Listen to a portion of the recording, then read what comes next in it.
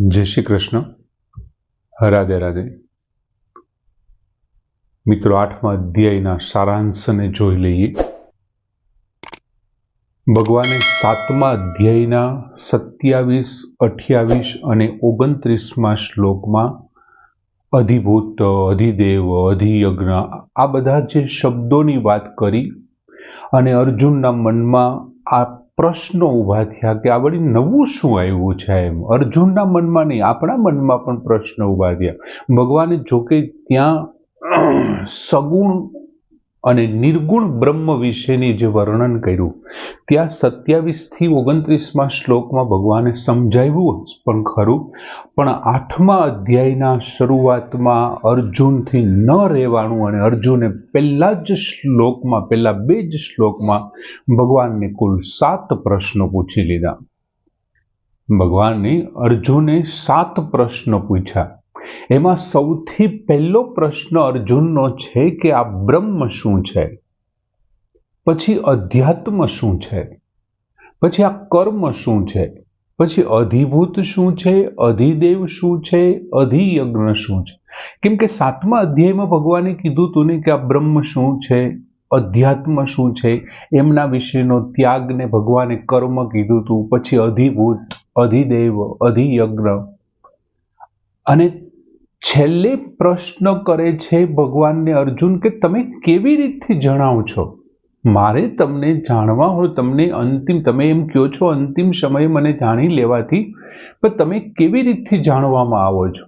અને 8મા અધ્યાયમાં ભગવાને એમના જવાબ આપતા પહેલા જ પ્રશ્નનો જવાબ આપે છે અને અર્જુનને વાત કરે. અર્જુનનો પહેલો પ્રશ્ન છે કે બ્રહ્મ શું છે, બ્રહ્મ કોને કહેવાય.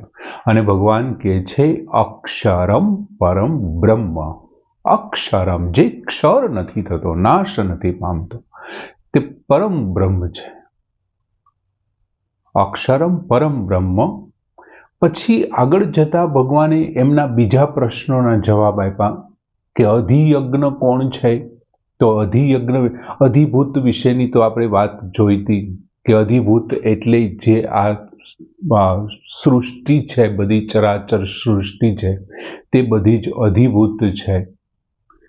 પછી અધિદેવ વિશેની વાત કરી કે જે સૃષ્ટિના પાલન, બ્રહ્માજીએ જે કંઈ રચના કરી છે તે સૃષ્ટિ બધી છે એ અધિભૂત છે.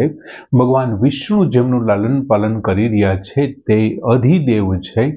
અને અધિયજ્ઞ વિશે ભગવાને 8મા અધ્યાયમાં વાત કરી કે અધિયજ્ઞ યજ્ઞ અહમ એવ અત્ર દેહે.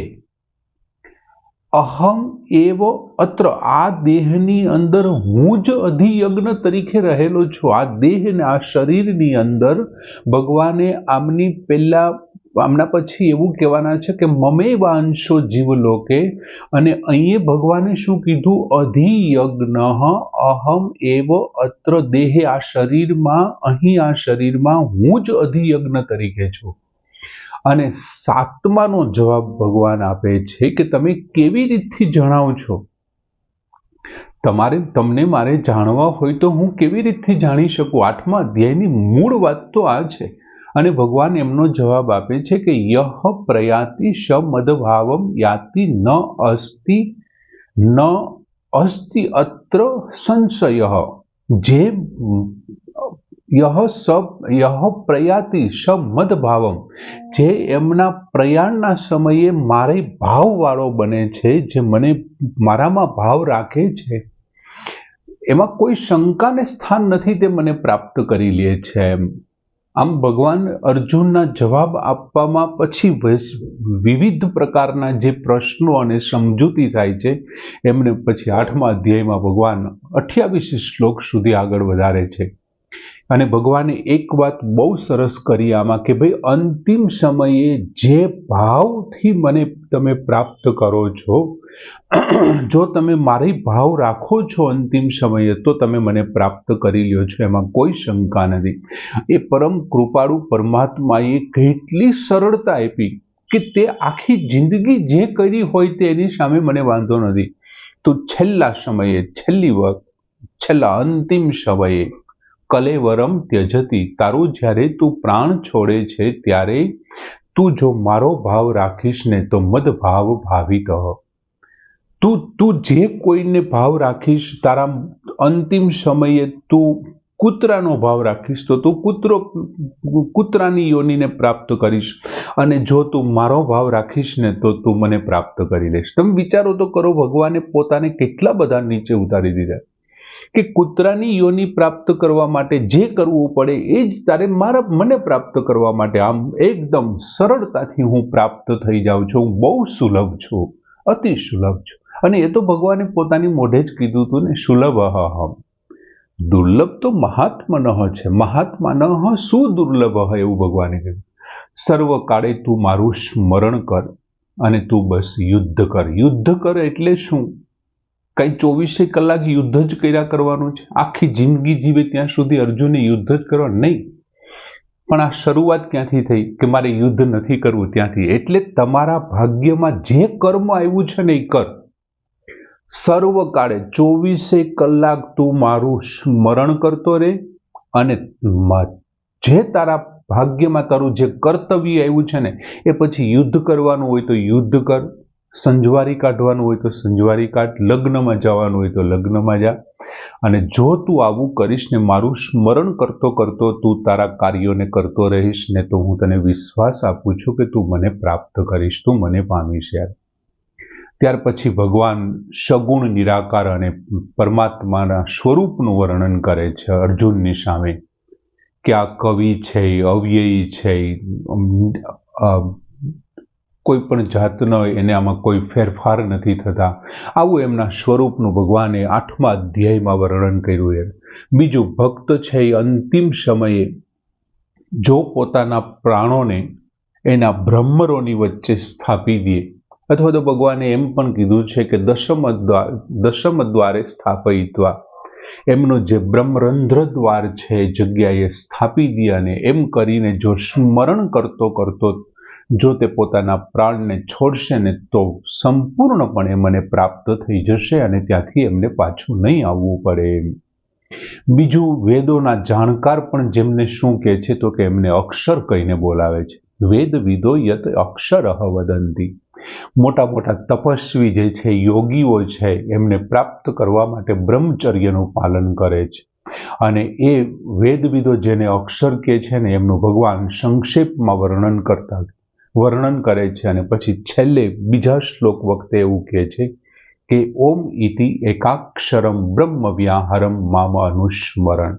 તું માનસિક રીતે મનથી તું ઓમ ઇતિ એકાક્ષરમ વ્યાહરણ એમનું સ્મરણ કર. ઓમના નામનું તને અંતિમ સમયે સ્મરણ થતું, અને મામ અનુસ્મરણ, મારું અનુસ્મરણ કરજો. યહ પ્રયાતિ ત્યજેત દેહમ સ યાતિ પરમામ ગતિ. આ પ્રમાણે જે પોતાના શરીરને છોડે છે ને, સ યાતિ પરમામ ગતિ. ભગવાને વાત કરી કે પરમ ગતિને પ્રાપ્ત કરી લે છે, નિઃસંદેહ છે. અને એટલા માટે ભગવાને ત્યાં એવું કીધું કે તસ્યાહમ સુલભ પાર્થ નિત્યયુક્તસ્ય યોગિનઃ. જે કાયમને માટે મારે યુક્ત રહીને, જે યોગી કાયમને માટે મારે આશ્રય રહે છે, તસ્ય અહમ સુલભ, તેમના માટે હું ખૂબ સરળ છું, ખૂબ સુલભ. હું એકદમ સરળતાથી તેમને પ્રાપ્ત થઈ જાઉં છું. અને હું જેમને પ્રાપ્ત થઈ ગયા પછી શું થાય છે તો કે પછી તો પૂરું થઈ ગયું. મામ ઉપેત્ય પુનર્જન્મ ન આપનુવંતી. મને પ્રાપ્ત કરી લીધા પછી એમને ફરી પાછું પુનર્જન્મ પ્રાપ્ત જ નથી કરવો પડતો. અને આ પણ પુનર્જન્મ કેવો છે? 84 લાખ યોનિમાં કોઈ પણ યોનિમાં તમે જાઓ તે દુઃખાલયમ છે, દુઃખાલયમ છે, અને પરિવર્તન પામનારો, નાશ પામનારો છે. એટલે ભગવાન કહે છે કે જો તું ઓમના નામનું સ્મરણ કરી અને મને તું અંતિમ સમયે તું મારું સ્મરણ કરતો રહીને જો તું મને પ્રાપ્ત કરી લેશ, અને જો તારી આવી પરમ ગતિ થઈ જશે ને, તો તારા માટે હું સુલભ છું, એ યોગી માટે હું સુલભ છું. અને એટલા માટે તો ભગવાને 27મા શ્લોકમાં કીધું તું યોગી થઈ જાય, ક્ષમતામાં માની જાય. અને જો તું એક વખત મને પ્રાપ્ત કરી લઈશ ને તો બસ પૂરું થઈ ગયું. આ દુઃખાલય રૂપ જે સંસાર છે, જન્મ મરણના બંધન છે, એ પૂરા થઈ જશે.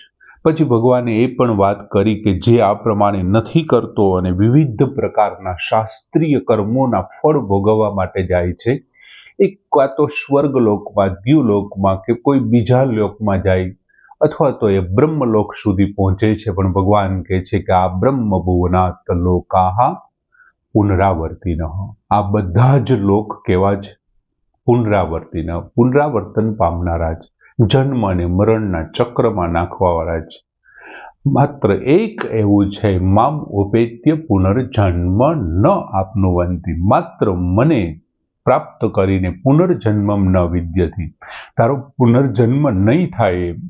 અને પછી એક બહુ મોટી ગણતરી ભગવાન કરાવે છે, એક યુગોની ગણતરીની ભગવાન વાત કરે છે કે બ્રહ્માજીના ક્યાં સુધી આ બધું ચાલ્યા કરશે, તો કે મહાપ્રલય સુધી. અને મહાપ્રલય ક્યારે પહોંચી શકાય છે, ત્યાં બ્રહ્માજીના દિવસ અને રાતનું વર્ણન કરે છે.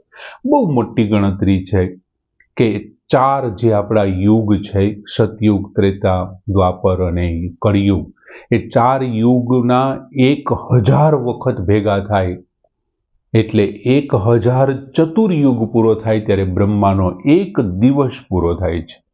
આવી 1000 ચતુર્યુગ રાત પૂરા થાય ત્યારે બ્રહ્માની એક રાત પૂરી થાય છે.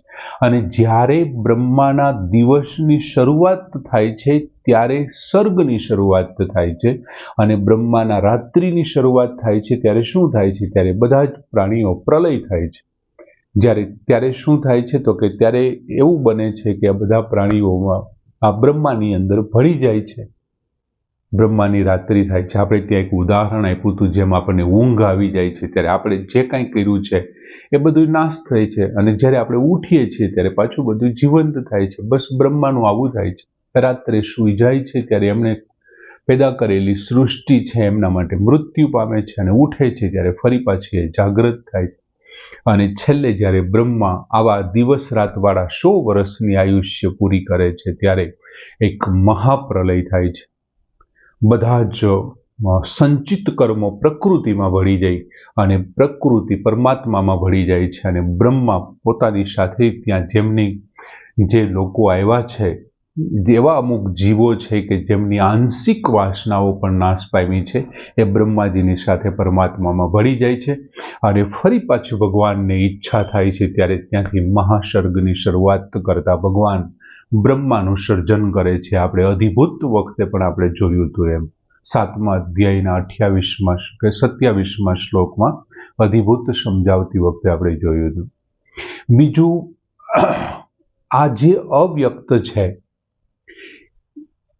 અવ્યક્ત વિશે ભગવાને એવું કીધું કે યહ સ સર્વેષુ ભૂતેષુ નશ્યત્સુ ન વિનશ્યતિ. આ જે અવ્યક્ત છે તે બધા જ ભૂતોનો નાશ થઈ જાય ને એમ છતાં એમનો નાશ થતો નથી. અને એ અવ્યક્ત છે ને એ આ પરબ્રહ્મ છે, પરમાત્મા છે. અવ્યક્ત અક્ષર ઇતિ ઉક્ત તમ આહુ પરમામ ગતિ. જે આ અવ્યક્ત છે તેમને અક્ષર એમ કહ્યું છે, અને જો તેમને તું પ્રાપ્ત કરી લે તો એ પરમ ગતિ છે, પરમ ગતિ છે. યમ પ્રાપ્યમ ન નિવર્તન્તે તત ધામ પરમ મમ. તેમને પ્રાપ્ત કરીને તારે પાછું નથી ફરવું પડતું. શું કામ નથી ફરવું પડતું? કેમ કે તે મારું પરમ ધામ છે. ભગવાને પોતાનું એડ્રેસ પણ 8મા અધ્યાયમાં આપ્યું છે. હું ત્યાં નિવાસ કરું છું, એ મારું પરમ ધામ છે. અને જેમને અક્ષર કહે છે, અવ્યક્ત અક્ષર ઇતિ ઉક્ત, જેમને અવ્યક્ત અને અક્ષર કહ્યો છે, તમ આહુ પરમામ ગતિ. તે પરમ ગતિને પ્રાપ્ત કરી લે. અને જો તું પરમ ગતિને પ્રાપ્ત કરી લઈશ ને તો તેને પ્રાપ્ત કરીને તારે નિવર્તનતે ન નિવર્તનતે, તારે પાછું નહીં ફરવું પડે. કેમ કે તે મારું ધામ છે. એક વખત એમના ધામમાં પ્રવેશી ગયા એટલે પૂરું થઈ ગયું. બીજું, દરેક પ્રાણી જેમની અંતર્ગત છે તે અનન્ય ભક્તિથી પ્રાપ્ત થાય છે. સૃષ્ટિ ઉપરના ચરાચર જે કોઈ પ્રાણી છે એ કોની અંતર્ગત છે? આ વ્યક્તની, આ પરમાત્માની, આ પરમ ધામ જેમનું આપણે વાત કરીએ છીએ એ અક્ષરને અંતર્ગત છે.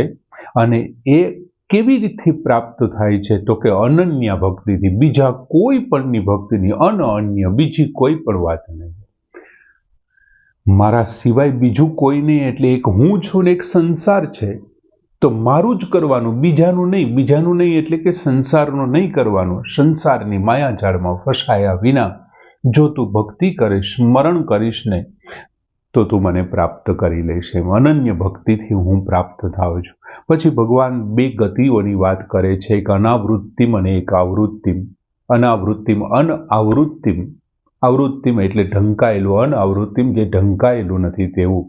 જેમનું જ્ઞાન છે, વિવેકશીલ છે, એ વિવેકશીલ જ્ઞાનને આધારે છે બ્રહ્મલોક સુધી પામે છે, અને જેનું અનાવૃત્તિ વાળું જ્ઞાન છે તે અનાવૃત્તિને પામશે, એ ગતિને પામશે, અને જેનું આવૃત્તિવાળું છે તે આવૃત્તિને પામશે. અને પછી ભગવાન 3 શ્લોકની અંદર શુક્લ પક્ષ અને કૃષ્ણ ગતિનું, શુક્લ ગતિ અને કૃષ્ણ ગતિ.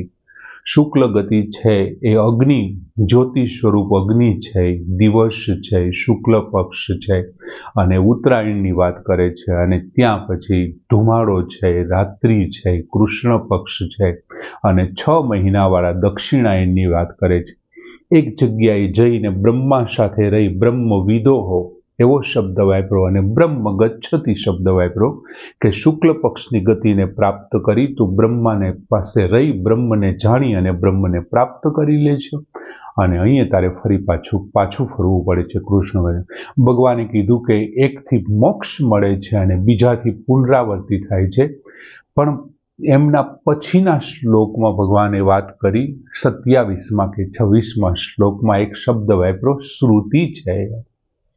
કોઈ પૂછે કે આ સાચી વાત છે, કૃષ્ણ પક્ષ અને શુક્લ પક્ષમાં મૃત્યુ પામવું, રાત્રે કે દિવસે મૃત્યુ પામવું, દક્ષિણાયન કાયા ઉત્તરાયણમાં મૃત્યુ પામવું, તો એકમાં મોક્ષ ને એકમાં બંધન, એ સાચું છે? ભગવાન કહે છે શ્રુતિ છે. આ શ્રુતિ નહીં, સ્મૃતિ નહીં, પણ શ્રુતિ છે.